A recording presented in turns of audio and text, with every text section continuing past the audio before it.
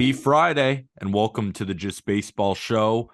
It is Friday, November 18th, right? Yeah, we got the date going. In the offseason, all the dates just kind of start blending into each other. But that's Arm. I'm Peter. Welcome to it. We are talking our top 10 more underrated free agents. Yeah.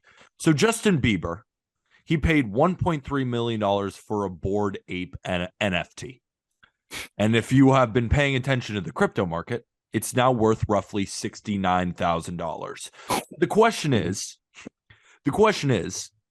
would you buy it now? Or do you think that those Bored Apes, or do you think that some of these players kind of on buy low contracts, is it worth buying, or are they at the tail end of their career? So that's the intro into our top 10 kind of more underrated free agents off a little bit of down years. And I'm excited to talk with you, man. How are you? We're both in our hometowns. I'll tell you unequivocally, I would rather invest in a 34-year-old Elvis Andrus than a picture of a monkey who is not entertained. That's insane, dude. If you bought a picture of a monkey for $1.8 million, and I know this is me being dense and like, oh, there's more to it than that. I get it. You kind of deserve to have that risk of like having it go down to $60,000. I didn't realize that the Bored Ape community was hit as hard too. I knew Bitcoin was. FTX, heard about that. Our umpires are going to be repping something else across their chest next year. I can promise you that much. And my Miami Heat, their arena, that ain't called the FTX Arena anymore either. Oh, yeah. Yeah. I would rather invest in these 10 free agents, most of them old, that we're going to talk about today. What I will say is, too, the entire economy is down, and this is not a show where we're going to get into that much. Oh, no, we're experts. With crypto being down, it's not like everything else is doing all that well. So I think everyone is just searching for a little bit of happiness, and we're going to try our best to provide that by talking about some underrated free agents, because that's what we do best.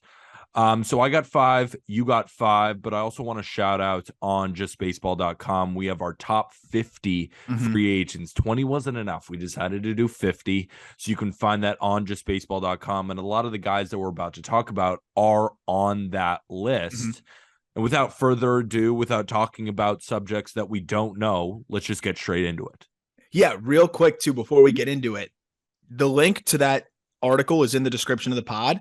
And also, even if you're not really that interested in like what the rankings are of the top 50 free agents, because you feel like you got a good idea of who is what and, you know, where they stack up, this is a great resource as a guide to keep up with all of the free agent signings, because so many things happen. They all happen. You know, we have multiple at the same time. Things get jumbled together, but we will be updating this article as every single signing goes down. So if you catch yourself like, oh, is this guy still on the free agent mark? I can't remember. Did Trey Mancini sign somewhere? Go right to this article, bookmark it, because we will have it updated within minutes every time somebody signs.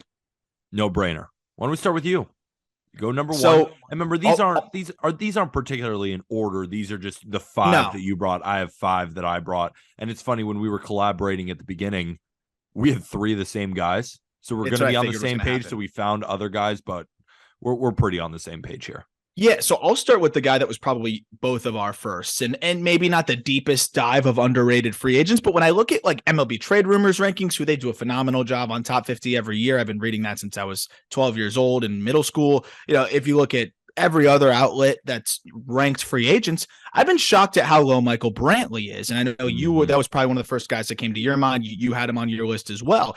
And Michael Brantley is 36th on our top 50, which, honestly, looking at it, I think he should be a little bit higher, because this guy just rakes, man. He has absolutely raked for his entire career. He's 35 years old, and he's coming off of a shoulder injury, which I think is part of the reason why a lot of people are a little bit deterred, and maybe teams might be a little bit deterred. But when you look at what this guy has done year over year over year, it's absolutely remarkable. And he was doing it last year again. He played 64 games last year, and before he was hurt, he had a 127 WRC plus. He was slashing 288, 370, 416. He already had 1.2 F4, so on pace for another almost 4-win season, or 3 and change, which is pretty much what you could pencil him in for almost every single year, depending on how much defense they would have him play.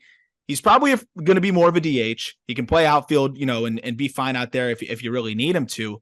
but this is a vet who I just feel so good about giving you at least above average production here, even though he's 35. I've been so Michael Brantley now for such a long time.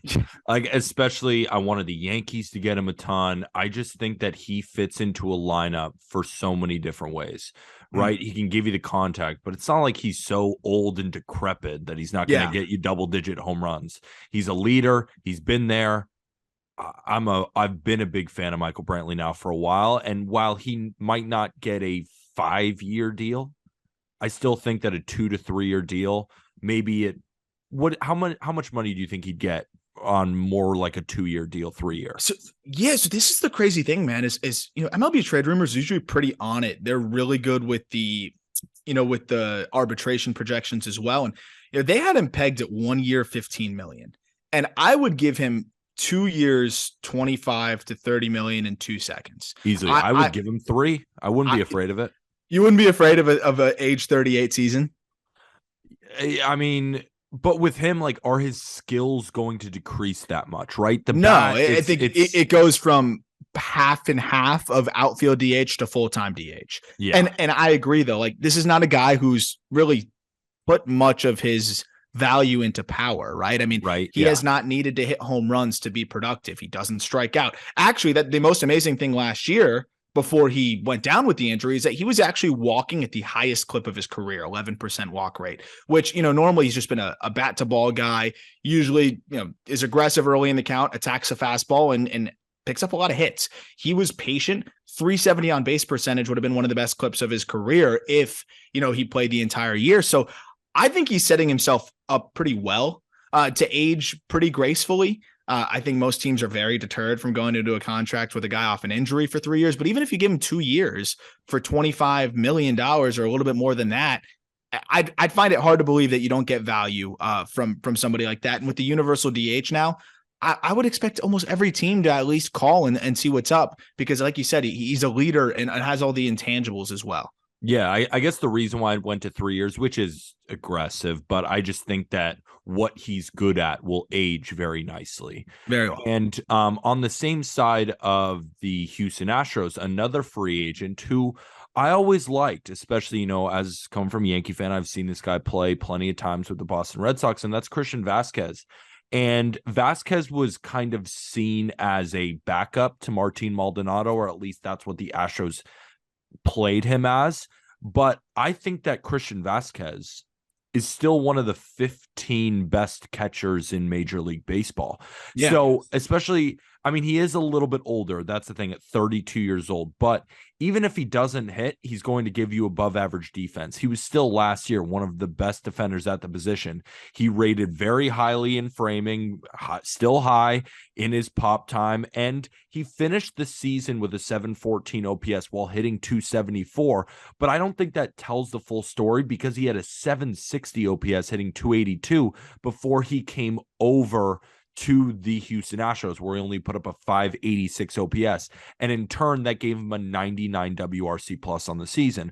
I think if he is between 100 to 105 with that defense, that's still a very solid catcher with a crop of other catchers, which isn't that appealing at a position that in general isn't that appealing. And it's hard to find guys who are at least average offensive catchers that can also play pretty good defense, who also have that experience with a lot of different pitchers who know how to work rotation. So I think Christian Vazquez is a guy that whoever signs him, don't think of him as that backup in Houston. Like, he is one of still the better catchers in baseball. No, I think you bring up some really good points here, because if he plays the entire year with Boston, which means he would have been the starter the rest of the way, he would have played more games, he would have finished the year probably right around a 2 FWAR, because he had a 1.6 FWAR, and obviously played much more sparingly down the stretch, which not only affects you because WAR is a cumulative stat, it also affects you because you're not playing consistently, and he struggled offensively as a result. If he had a 2 FWAR, which I think he could have easily been even a little bit higher than that, that would put him behind William Contreras, who was barely a catcher this year, as number 13 in all of baseball for catcher FWAR, which is really solid, given that this is somebody that's really not getting paid attention to, at least in the baseball world. I feel like in the baseball community, I'm sure teams are very interested in Vasquez, but how often are we hearing his name come up right now? Like, oh, I wonder what team Christian Vasquez signs with. No one cares. But the reality is he's going to help a team. And there's a lot of solid teams that would be upgraded by adding Christian Vasquez. So I think he's a great pick there too. Even if he's a 95 WRC plus guy with his defense, he's going to be an above average catcher. And there's no in between usually with catchers in today's game. It's either the really good ones or the classic everybody else kind of borderline backup, average regular type. And I think he's one of the few guys that are in between.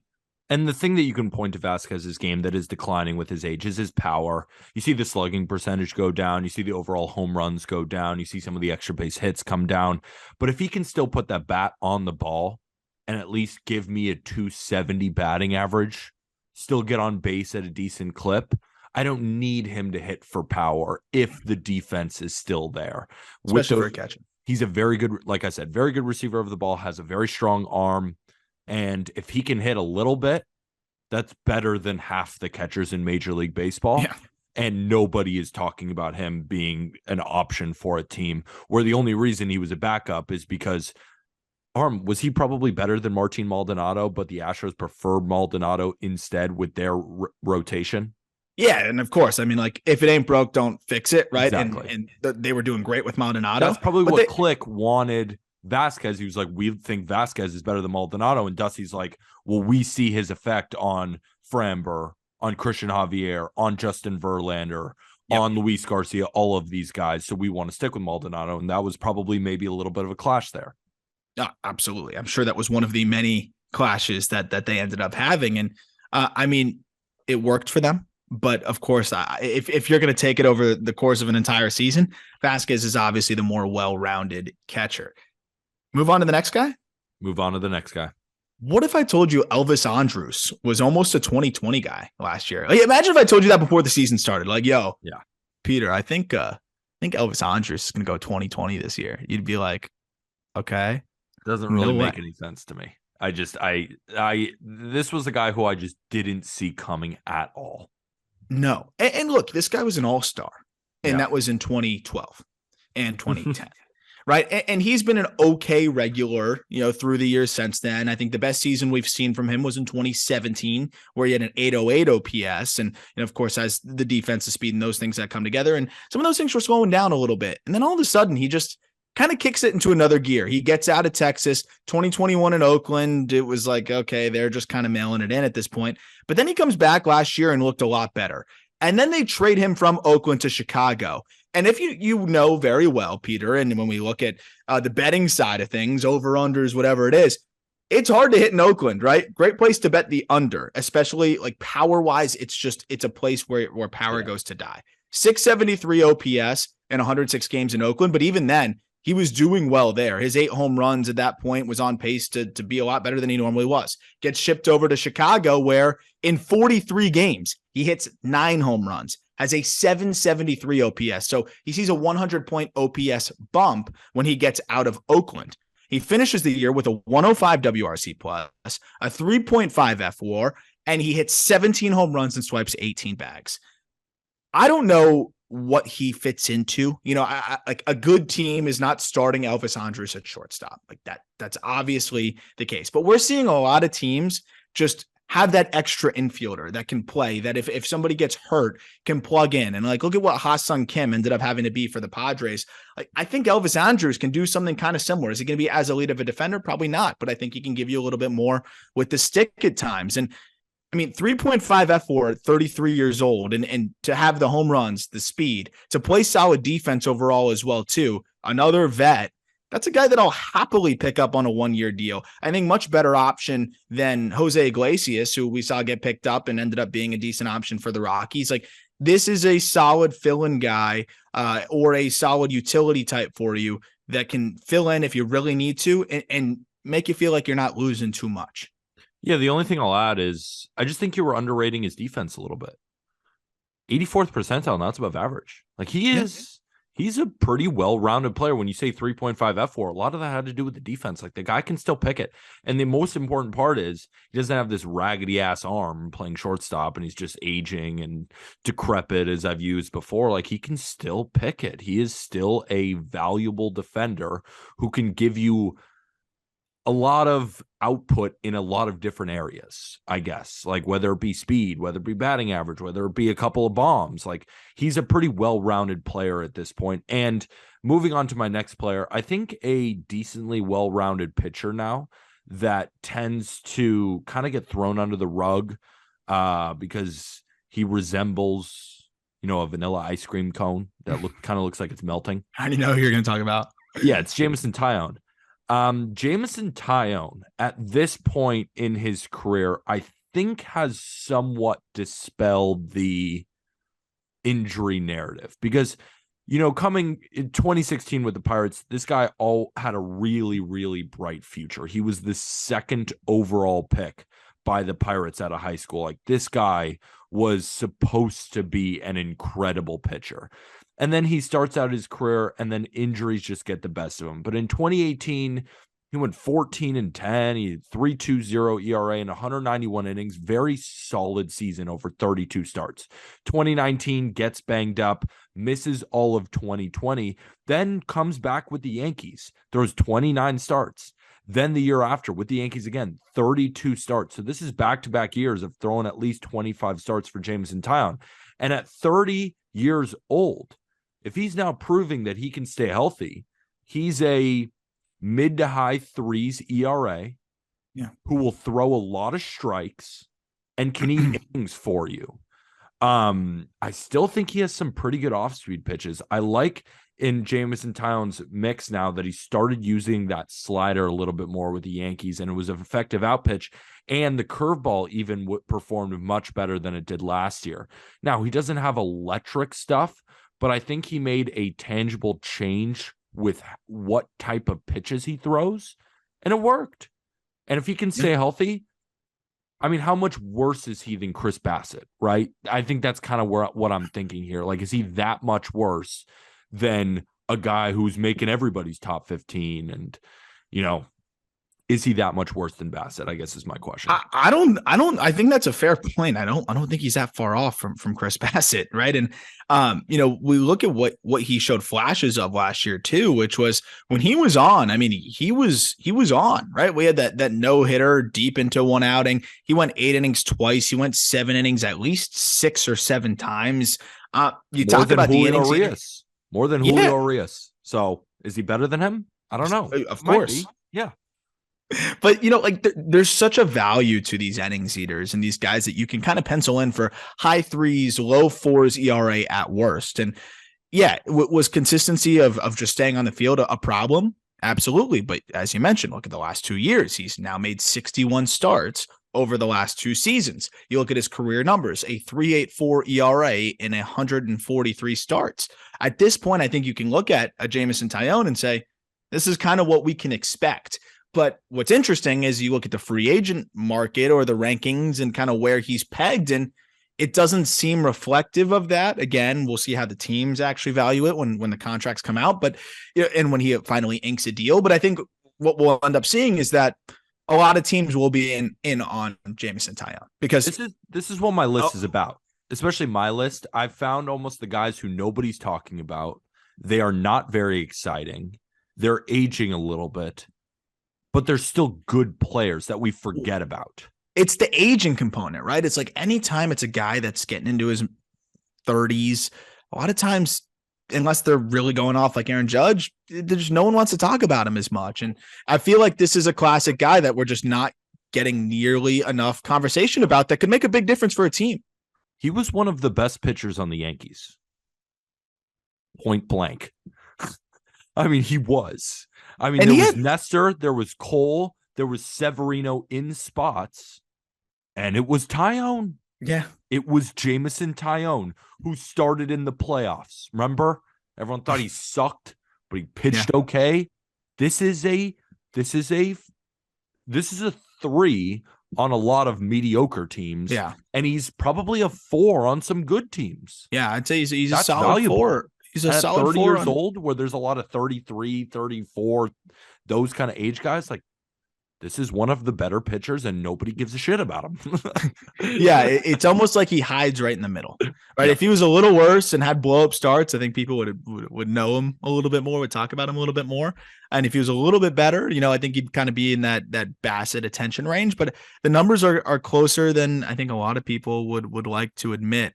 And at this point, you look at the FIP too, a 3.8 career FIP, a 3.8 career ERA. Like it's pretty consistent here from Jameson Taillon. I think it's also one of those, you set the scene well too with the number 2 overall pick. And, technically speaking, his ceiling when he was drafted was expected to be way better than this, but there's so many guys that are drafted that high with that kind of ceiling that don't even sniff this kind of career. But sometimes that ends up working against guys as well, especially the Yankees gave up a decent amount for him. Was it a good trade overall? I think great for both sides when you look at it now. Yeah. But that was with the expectation of like, this guy better make an impact. He made an impact, but he kind of did exactly what they were hoping, nothing more, nothing less. And sometimes that almost makes it an afterthought. Like when Pablo Lopez was struggling, I would like to give you shit being like, well, compare Jameson Taillon and Pablo Lopez career ERAs. Thought to myself, well, who would you rather have? I think the the answer. A answer. lot of people think. Go, if you're listening to this podcast right now, go to your baseball reference pages and look at their career ERAs and career FIPS and all that kind of stuff. And you're going to be like, well, it's not that far off. Yes. Pablo Lopez is 26. Yeah, they're a little different. But no, I know the career ERA is surprising. All right. My next guy. And there's a few guys that I want to go to next, but I'm going to go to my favorite guy that I'm just going to die on this hill. Mitch Haniger. Mitch Haniger. I have loved Mitch Haniger for so long. And when he is on the field, the guy hits. He absolutely hits. But he has had a lot of unfortunate injuries through the years, like one extremely unfortunate injury in the one place where a man does not want to have an injury, which kept him out for a long time. And then also just been banged up through the years. But when he is on the field, this dude absolutely mashes. And you look at last year, 2021, so 2 years ago, technically speaking now, 39 pumps. He was a big part of that, fun differential. No one expected this from this Mariners team. He was a big part of that, right? I mean, he was the thumper for that lineup.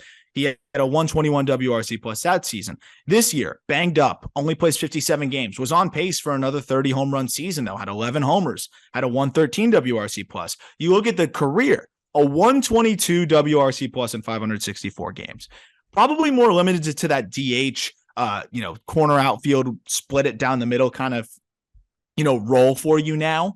And so he's never going to be like an F4 accumulator, though he did have one season in 2018 with a 4.8 F4 and has a 12 F4 on his career. But this is just a dude that it's pretty simple. He just hits. He puts bat on ball. He's going to keep the strikeouts in the low to mid 20s. He's going to hit a lot of home runs. He's going to hit plenty of doubles. And it's really about health. And that's why I don't see anybody giving him a long-term deal. But I would give Mitch Haniger a 2 to 3 year deal. He's 31 years old, and take a chance if I'm a team, because if I need offense, this is a guy that in this price range, I don't know if there's many other guys, in his range that have the kind of offensive impact potential that Mitch Haniger has. And I think a lot of people are excited about the return of a guy like Michael Conforto, right? But really, because Mitch Haniger is kind of boring. Like we already saw what we got from Mitch Haniger, and it's like, oh, the excitement of Michael Conforto. Where is he going to go? When in reality, let's compare those two at the end of next year, right?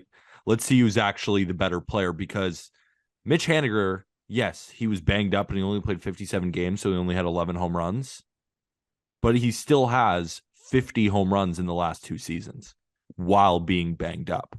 Like this is a power guy, and by all accounts in Seattle, people love him.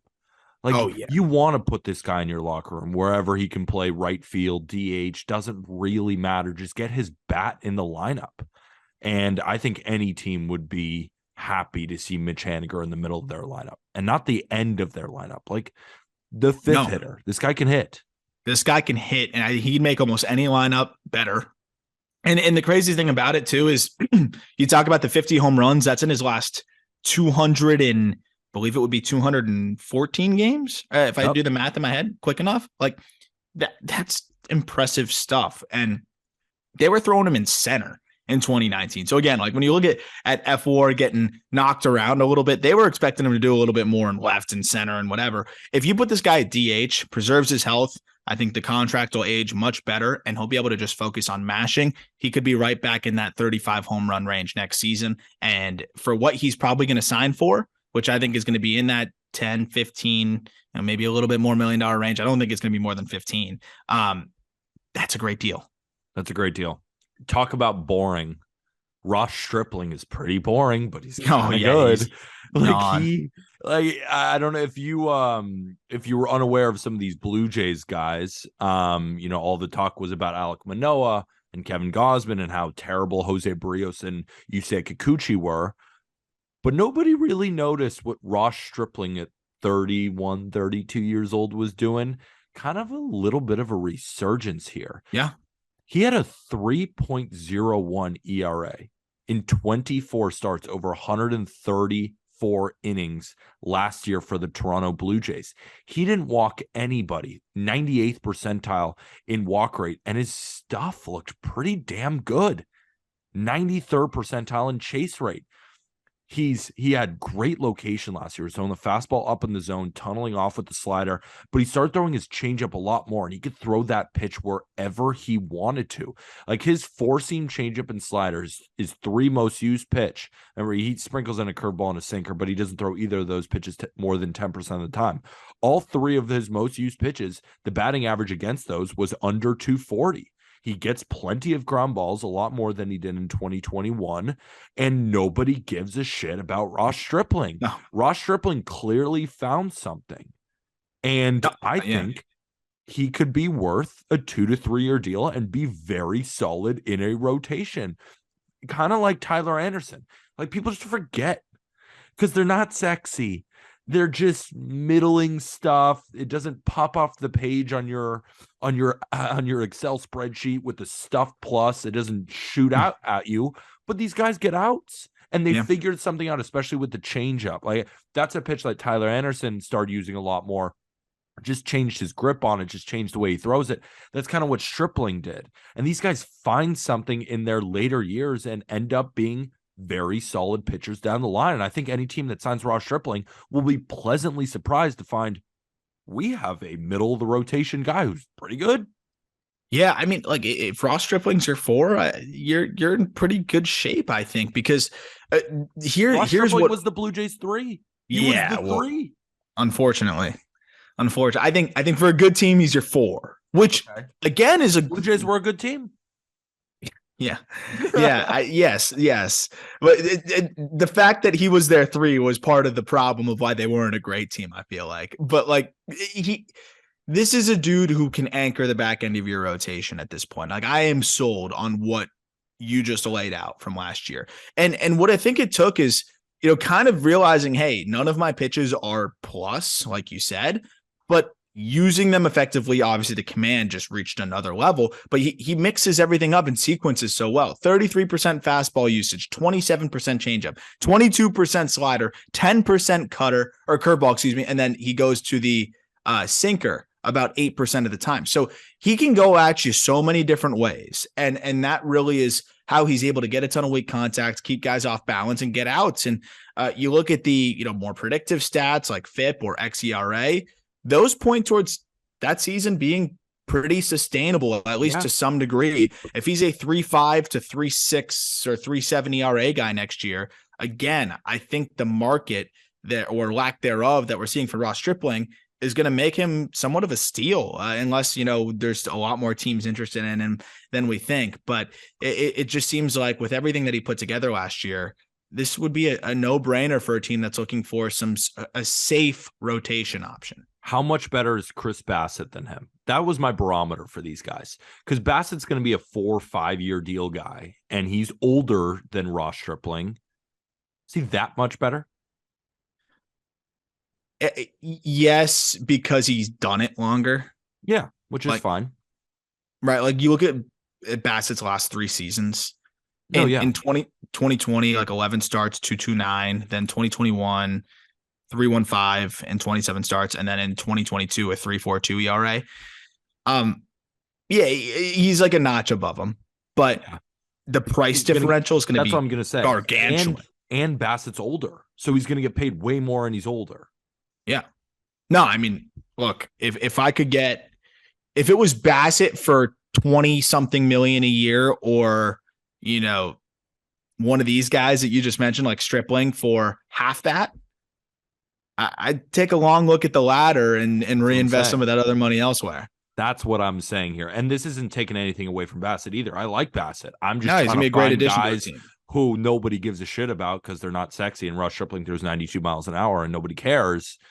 But that's a guy whose skills won't just fall off a cliff. Neither will Bassett's, but it's not a guy who relies on 97, and then if you start throwing 94, he's going to get crushed. This is 92 Russ Stripling, through 92 last year too. He just mixes throws it up. strikes, gets outs. Love these guys. Love these guys. So my next guy is, I mean, it's tough because when he's on the field, he rakes, and I think he'll rake until he calls it quits. But being on the field similar to Mitch Haniger has been difficult. Brandon Belt, and this is one that I know you had too. Mm-hmm. Brandon Belt is a free agent for like the first time ever. He was a San Francisco Giant since 2011, part of, you know, so many impressive Giants World Series teams and competitive teams. And, you know, when we talked about him, because you could draw you could pull these crazy sample sizes of, like, if you go back to the beginning of 2020, and this was my favorite thing to do in 2021. If you go back to the beginning of 2020 and minimum of 100 games, nobody was a better hitter basically than Brandon Belt, because of what Brandon Belt did in 97 games in 2021 and what he did in 51 games in 2020.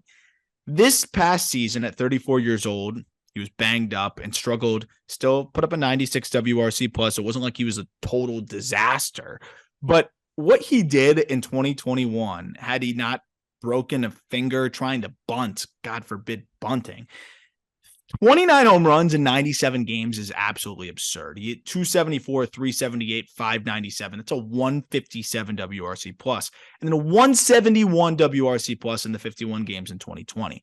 Like, this dude, when he was on the field, not a huge sample size, it's 148 games, but when he was on the field during those parts of two seasons, there were very few hitters that mashed more than Brandon Belt.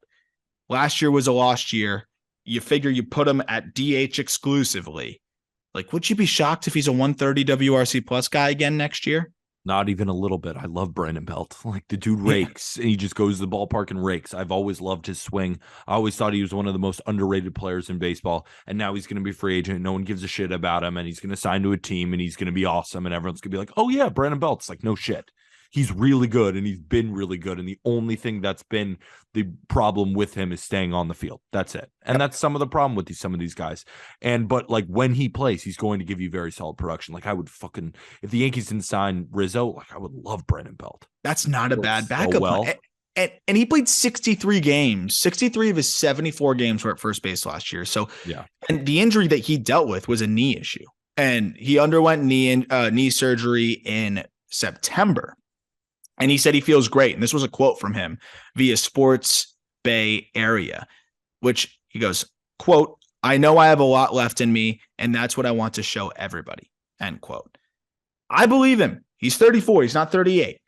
He got the knee fixed. I think he was playing through that, trying to play through it all year. And now that that's right, we've seen what he can do when he's on the field. I'm very curious to see if the Giants try to keep him, or if he finally does go somewhere else. If he does go somewhere else and they've got a remotely hitter-friendly park, especially into right field, he might be one of my favorite sleeper picks for next year. Because again, 2021, those 29 home runs in 97 games was more than he hit in any other year by more than 10. And that was in full seasons, right? He's played plenty of full seasons. He never hit that many home runs. So this guy was tapping into another level of power at 33 years old. Doesn't seem like he's slowing down. I think he can bounce back in a big way next year. I agree. Another player that is one of my favorite sleepers, and he's become a sleeper even though over the past couple of seasons he's been one of the better pitchers in the American League. That's Nathan Eovaldi. Remember him? He only had 20 starts last year because he was a little bit banged up. But this is a guy who throws cheese. Now, he's not the biggest strikeout guy in the world, but what he lacks in strikeouts, he makes up for with really, really solid command. Like, he doesn't walk anybody. But the one reason I'm a little bit concerned with Eovaldi was the drop in velocity, because in 2021 he was throwing 96.8 miles an hour with the fastball. Last year was 95.7. So with Eovaldi, I would want to do a lot of digging into his medicals. But if the medicals come out okay, this could be a guy who signs a multi-year deal and then ends up being one of the better pitchers. Because Eovaldi as well, like, he has a very solid ground ball rate, but the problem is Eovaldi has been continually pitching in big time hitters parks. Remember, he's with the Yankees from 2015 to 2016. Then he's been with Boston for a while. Like, pitching in Fenway and Yankee Stadium, that doesn't help your overall ERA. Like, I think if he moved to a team that has an enormous ballpark, like, I think he'd turn out like much better statistics than you might think. Now, is he as good as he once was? No, but you're not going to pay him to be a number 2. You're paying him to be a number 4, and I think he has more upside than that if the medicals look okay and he can get back to that type of velocity. Yeah, I mean, he threw 182 innings in 2021. We saw him really empty the tank in the postseason in multiple occasions, and he throws hard, and it just seems like there's a lot of strain. But if he is healthy, he's a guy that's really figured it out through the years. And you look at his time in Boston, look at the walk rates as he progresses through his career, right? He starts with the Dodgers, gets traded for Hanley Ramirez over to the Marlins. Doesn't strike anybody out with the Marlins. Starts to see the K rate go up, goes to the Yankees, makes some improvements there. And then everything really clicked for him in Boston, just to a different level. Strikeout rates skyrocket, walk rates dip big time. And you could argue that 2021 was the best season of his career. And if that's the case, again, it's kind of like Belt. He's not that removed from this, kind of veteran breakout season. And He was good last year when he was on the field. So I think it was right that we already have a report from the Red Sox already offering him a multi-year deal. Yeah, they want him. So I'm very interested to see what the market is for him, because multi-year could be 2 years 25. It could be 2 years 40. Like, we have no idea. But if it's on the lower end, this is a guy that's worth taking a shot on, because if he is right, he could be your number 2 or number 3 type of starter. And I mean, again, I feel like a broken record, but where he's going to be priced at in this market, you're probably going to get a discount on that kind of player if he is right. So you're buying low when the market is now perceived him as, oh, maybe he's a bit banged up. We saw the high risk. Yeah. A high risk, when I don't really see it as a lot of risk here. If it's 2 years. Yeah. If he signs a 2-year deal worth even $30 million. Yeah, I don't think that's too bad. I mean, at worst, he's a 4 starter. That's still relatively worth it. And he has the just loaded up with incentives. Yeah. Because he did turn down a 19 mil QO. So if it's 2 years, 30 to 32, loaded up with incentives up to 40 mil. If he hits the incentives, that means he looks like a 3, right? Or even better than that. If he doesn't hit the incentives, okay, you took a shot on a pitcher for 15 mil. There's a lot of, what did Jordan Lyles get? 12 mil? No, you got 7 mil. Yeah. Whatever it was, I don't care. Like, it's not that much money in today's game for a starting pitcher. So, no, I mean, this is a slight risk, but the reward here at this what we assume the price will be, there's not going to be very many pitchers with this kind of upside in his range where we're seeing him ranked in these, free agent top 50 rankings. I don't think anybody's going to have this kind of upside. That's what I'm saying. Your last one, and then I got one more.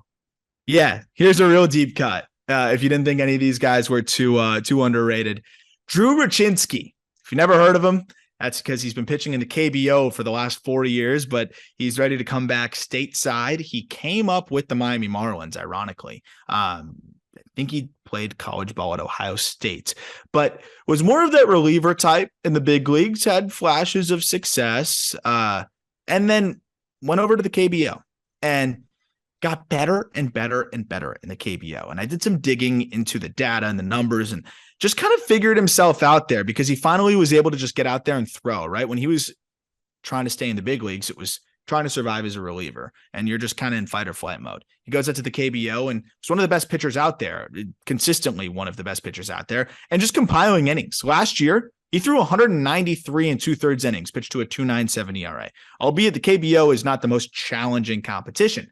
But in those innings, he was able to continue to work on his craft and continue to build up. And he, at 33 years old, has seen a velo bump. He was averaging about 92.6 miles per hour on his fastball, which is a bump from previous years with good shape to it. His cutter, he started using more and more. That velo jumped a little bit to 88 miles an hour. And then he found a better feel for the curveball. So he was able to see the fastball tick up slightly. The cutter became sharper and a little bit quicker. And then also that better shape to the curveball. All of a sudden, this dude has a pretty good 3-pitch mix and looks like he could be, a fringe 5-starter swingman type, which, I mean, this is a guy that's not sniffing anybody's top 50 free agents, right? I don't even know if some teams are even aware of him, but this is somebody that I think could be a sneaky good pickup for a team. No, I agree. I don't know much about him, truthfully. So what type of contract do you think that he's going to get when he comes over? Like, is there a pitcher in Major League Baseball right now that kind of reminds you of him, that you think that when he comes stateside, he can perform like? That's a tough one. It's a tough question. Because there's not going to be any sexy names. You're not calling him. It's so weird too, because like we saw what Nick Martinez got when he came over, and we were like, what the hell? Martinez younger, obviously. So I think Ruchinski's going to get a 2-year deal. I think someone is going to pony up and give him a 2-year deal based on what he has done over the last 4 or 5 years in the KBO. Actually, 4 years, where he's thrown 177 or more innings all 4 years out there while pitching to a low 3 ERA. Like, I know it's the KBO, but this guy's just done it. And the stuff is getting better and better. Think of your classic 5-starter that's going to have a low 4s ERA. And like, that's what I think he can be, which for a 2-year deal at pretty cheap, I don't think anybody is really paying attention to this guy. Most guys outside of the top 50 free agents aren't even going to have a shot at starting. This is someone that I do think has enough ability, stuff, and command wise to be a number 5 starter for a decent team. And a guy that my last guy who I think is worthy of another opportunity. It's Andrew Heaney, coming in at number 49 on our free agent rankings. Put up a 3.10 with the Los Angeles Dodgers after getting absolutely destroyed in New York. I was going to say, you come back around now after your traumatizing experience with Heaney. Yeah, no, I found it so interesting too, because Heaney was a guy who was signed immediately right after the season ended last year, where the Dodgers just scooped him up. And I thought to myself, they know something about his pitch mix. And I was watching him pitch too. He just looks like a different pitcher. I think he has a pretty solid ability to locate the fastball up in the zone and mix in his off-speed pitches and at least throw enough strikes that if he stays healthy, will be a mainstay in most rotations. And I don't think that he's going to be very expensive, because in 2021, he got absolutely crushed. Then in 2022, he showed those flashes of, okay, this is what the Dodgers found. He just had to make these couple of switches here, and he can be a guy who has an ERA in the 3s, but was just banged up a little bit. So you can rationalize, yeah, I'd give him another 1-year, $8 million deal. And then if he stays healthy, he has a ton of upside. Now, he could also revert back to, let's say he leaves Los Angeles and none of that stuff actually clicked with him. It was just a result of working with the Dodgers, that he gets bombed again. Not that tough, right? But there is a lot of upside there with Andrew Heaney, and nobody's talking about him. I know a lot of fans still think that he'd get bombed, but I think he figured something out in Los Angeles. If he brings that over, I think he could be a pretty solid pitcher for really any team. We're talking about a guy who struck out 36% of batters last year. Again, right? We didn't get to see him go too deep innings wise because he was banged up, 72 and 2/3 innings. But when you strike out 110 big leaguers and walk 19, like you got my attention. You got my attention, right? Like he figured something out with like when the Dodgers signed him that quickly, like you said, they were like, okay, there's one little tinker away from getting this guy right. And that's exactly what happened, right? I mean, when you're averaging 13.6 strikeouts per nine, like something's working for you. His velo even ticked up. Yeah. His problem is always going to be the home run, right? And then we saw that big time in Yankee Stadium, and we saw it again last year, right? Like he gave up 14 home runs in 72 and 2/3 innings. So this is somebody that, fly ball pitcher, but gets a lot of swings and misses. I want to pick this is one of those key pitchers where the environment does matter. And I think that was a big reason why, just at Yankee Stadium, I think some hitters were like, I could just I'm going to go sell out pull side and I could hit a fly ball and I might get out if I go pull side here. This ball really carries off of him because of the ride he gets. If he goes to a pitcher-friendly ballpark, this guy could be a dude. If he goes to a pitcher-friendly ballpark, he could be a dude. The problem is he has not really stayed healthy, and that is a bit of a question. But what he did statistically was pretty impressive, and I think there's going to be plenty of teams saying let's give this guy a shot and see what happens. Because again, 110 strikeouts against 19 walks, that doesn't grow on trees. I know this isn't the sexiest idea possible, but I was thinking about, who I think Andrew Heaney would do pretty well for and go really under the radar? I think if he went to Detroit and played in Comerica, they need pitching. It would go, nobody would notice. It wouldn't make any articles, but he would be a very good pitcher if the Detroit Tigers decided he's a fly ball guy. It's going to be cold here. No pressure playing in Detroit. I think he could work on things and be a very solid pitcher for them. I was going to say kind of out of the realm of possibilities. I was going to say send him to Coors and go for the single season home run allowed record. So just ruin him. Complete opposite. No, I think Detroit's actually a great fit.